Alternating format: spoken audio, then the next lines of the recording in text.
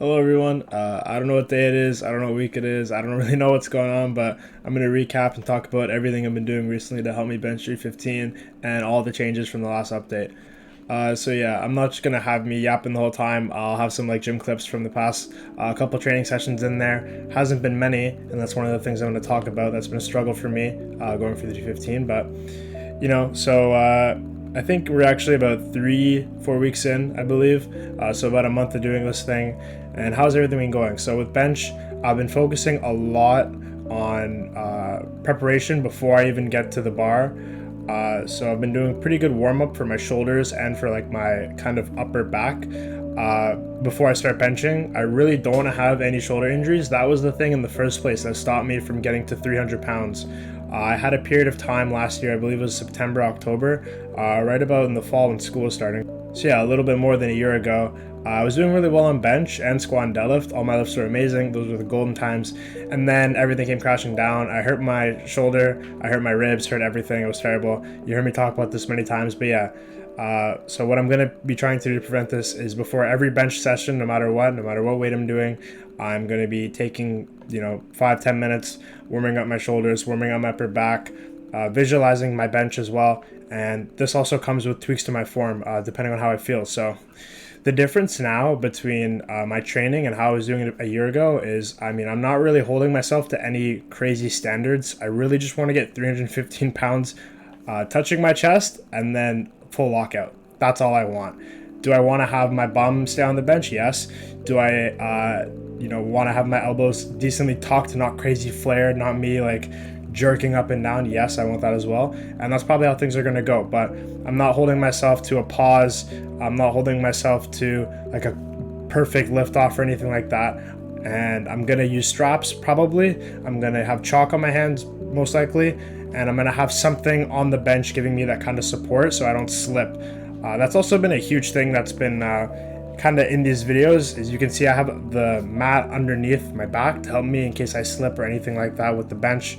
I'm just doing things like that just to make sure that I'm stable no matter what. And getting that actual lift off, doing it myself, is pretty difficult. And it's something that I'm definitely looking forward to for when I get to higher weights, is just to have someone unrack it for me.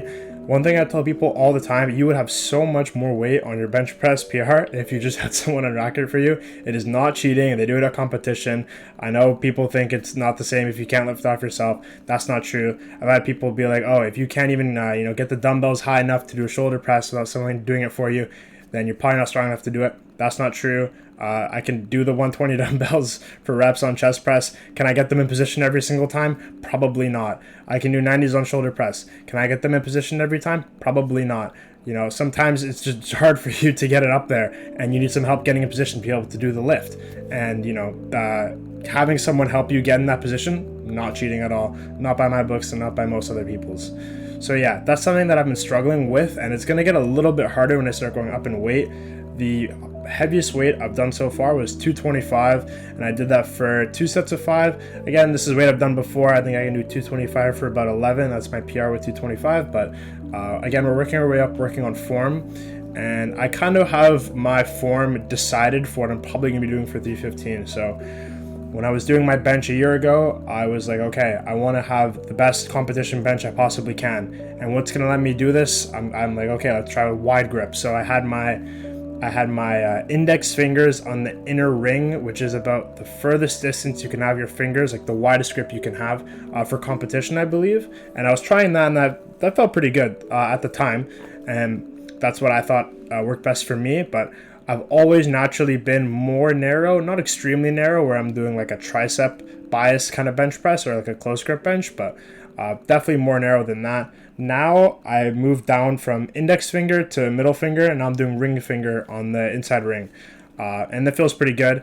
I can keep my elbows more tucked like that. I'm not having a lot of stress on my elbows, which are good, because I think that's going to be the only thing standing in the way of me getting 315 or getting 300 or any of those high weights. It's going to be, can my shoulders stay healthy, and can I not injure them? So I'm doing everything I can, like I said earlier before, stretching, warming up, making sure I visualize all of my reps before doing them, making sure I go up in weight properly. I don't just jump 15-20 pounds in a session not feeling it.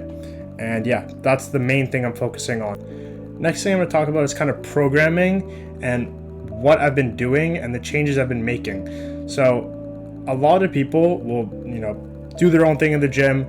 They'll just, go and hit what they want to hit. They pick their favorite exercises, which is totally fine. There's other people who stick to an exact plan. They live everything super scheduled. They do the exact amount of reps, exact amount of sets. 3-second negatives, exactly 3 seconds. They're not doing 4, they're not doing 2, and they follow the book. I've kind of drifted between them, like most people during lifting, and I've been working out for about 4.5 years. So obviously I've done multiple different things, tried different things, but I think what's going to work best for me is just listening to my own body. And I know that's kind of a cliche, and honestly I've kind of ripped on people for having that, because that's kind of a dumb opinion sometimes. However, I think when you're going for a 1 rep max, or you're going for any kind of PR, you kind of have to listen to your body. You won't always feel how your program tells you how to feel. And I know that that's going to be pretty important for me going forward.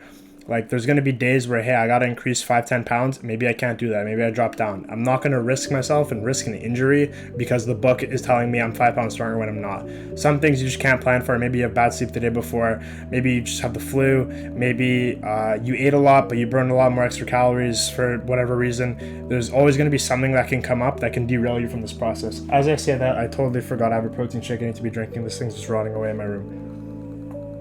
Okay, yeah, sorry. A lot of yapping going on. I don't like these videos being too long because no one's going to watch these.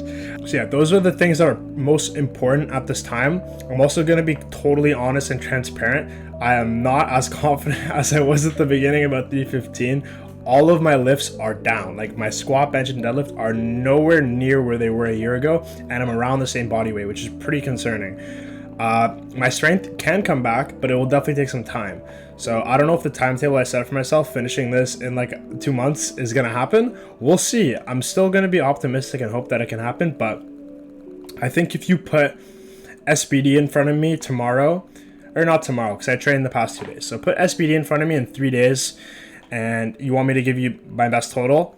My total, I believe, is like 1195 or 1185 or something. It's like 285, 455, 455. I don't know what the math is in my head. I'm not going to do that in my head. I'm taking a break from school. I'm only doing 1 class. I'm not going to do that all in my head right now. But my total is somewhere a little bit under 1200. I think right now, you asked me for 285. I think I give you 265. You asked me for a 455 squat. You might get 405 if you're lucky. You asked for a 455 deadlift. I don't know. I really don't. That could be a 385. That could be 385. I don't even know. It would not be good. But I really got to get my strength back to that point. I've been incorporating squatting and deadlifting pretty light. Like today, I did a leg and a pull day, pretty much. I started out with squats. I was squatting.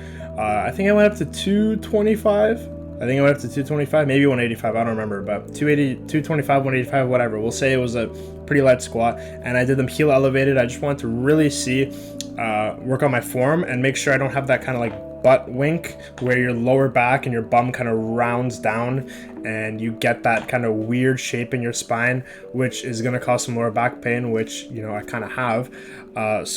And it did help, 100% it helped. Just standing on those 2.5 plates to give myself some heel elevation definitely helped. And that is kind of enticing me again, like, hey, maybe I just invest in squat shoes. I have the money. I know it will help me. Maybe I'd do it. But am I ever going to try to squat 455 again or 500 squat? We'll see. I've said before that I really don't feel good leaving my lifts at that point. But honestly, we got to see how I feel when I get to 315. I'm not going for all of them at the same time, but obviously trying to build my strength back up to that point slowly, day by day. Deadlifts went a little bit better. I was doing like touch and goes. It's all right. I'm doing 225, so not big weight, but doing the mixed grip, just getting the feel again, getting into that motion again, and wanting to get my body used to deadlifting, used to loading my lower back, used to having heavy weight on my shoulders, and all of those things. Yeah, so that's what I've been doing today, and I'm going to wait a couple days, rest probably 2 days in a row, and then go for bench again. We're going to be doing 225. Like, again, I don't know if I want to follow the program that I was doing, where I'm going to be doing 8s. I think 8s are a lot. I think I might just go up to 5s and then do, 3 days of doing 5s, or 2 days of 5s and then 1 days of triples, and then go up in weight 2.5 pounds to 5 pounds every single week. So I think that's what we're going to be doing going forward. I really don't like doing volume. I don't like doing 8 reps of anything. 8 is way too much, and I don't know. I'll do form work if I have to.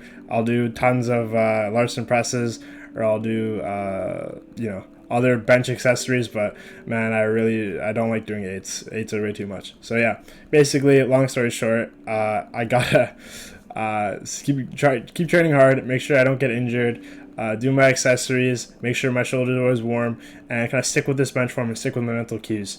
Right now, I'm not as optimistic as I was, but I'm going to keep grinding for 315 no matter what, and I'm going to keep you guys updated on my progress. Yeah, thanks for watching. Hopefully, I get another video up next week talking about how 235 went and how everything in the gym is going. But yeah, see you guys.